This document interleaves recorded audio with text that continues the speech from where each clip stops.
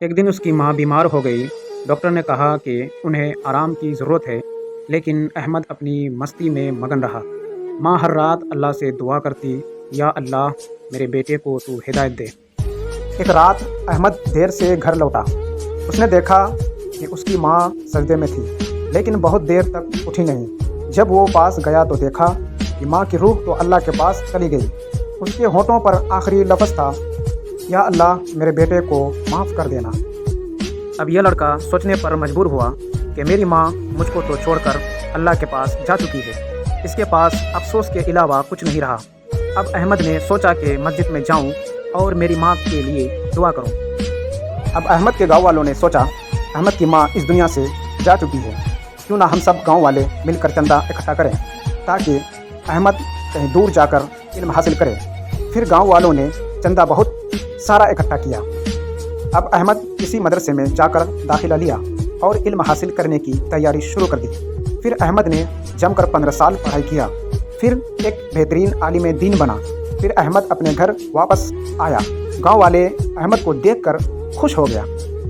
پھر احمد اپنے گاؤں میں آ کر بچوں کو اور بوڑھوں کو اور جوانوں کو احمد نے اپنے علم کا مہارت دکھایا اور سب کو وضو کا طریقہ اور نماز کا مسئلہ بتایا۔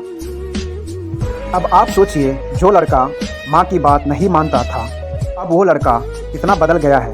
واقعی علم ایک بڑے سے بڑے چٹان کو ہلانے میں طاقت رکھتی ہے۔ اور ہاں دوستو، میرا چینل کو سبسکرائب کرنا نہ بھولیے۔ میرا چینل کا نام ہے ابوالکلام جیلانی نیٹ ورک۔ ایک پرانی شہر کی تنگ گلیوں میں رفیق اور اس کا چھوٹا بیٹا زیادہ رہتے تھے۔ رفیق دہاڑی مزدور تھا، ہاتھوں میں پپڑی، آنکھوں میں تھکن، لیکن دل میں بس ایک ہی خواہش کہ اس کا بیٹا اس سے بہتر زندگی پائے۔ ہر صبح وہ زیاد کو اسکول چھوڑتے ہوئے مسکرا کر کہتا، پڑھ لے بیٹا، تیری منزل میرے سپنوں سے بھی بڑی ہونی چاہیے۔ زیاد سمجھدار تھا، لیکن عمر چھوٹی تھی۔ کبھی کبھی اسے لگتا کہ ابو اسے پیار نہیں کرتے، کیونکہ ابو ہمیشہ کام میں ڈوبے رہتے۔ ایک دن اسکول میں پریسنل میٹنگ تھی۔ سب کے ماتا پتا آئے، پر رفیق نہیں پہنچ پائے۔ زیاد کا دل ٹوٹ گیا۔ وہ گھر لوٹ کر چپ چاپ کمرے میں چلا گیا۔ شام کو رفیق تھکا ہارا آیا، ہاتھوں پر تازہ چھالے۔ اس نے دیکھا کہ زیاد اداس بیٹھا ہے۔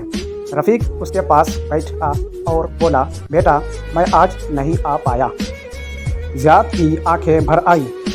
اس نے اپنے ابو کے ہاتھ پکڑ کر کہا، ابو آپ ہی میرے سب سے بڑی طاقت ہو، میں آپ کے سپنوں کو کبھی ادھار نہیں جانے دوں گا۔ دوستو، اس سے یہی سیکھ ملتی ہے کہ اپنے ماں باپ کو سہارا دو اور ان کی مدد کرو۔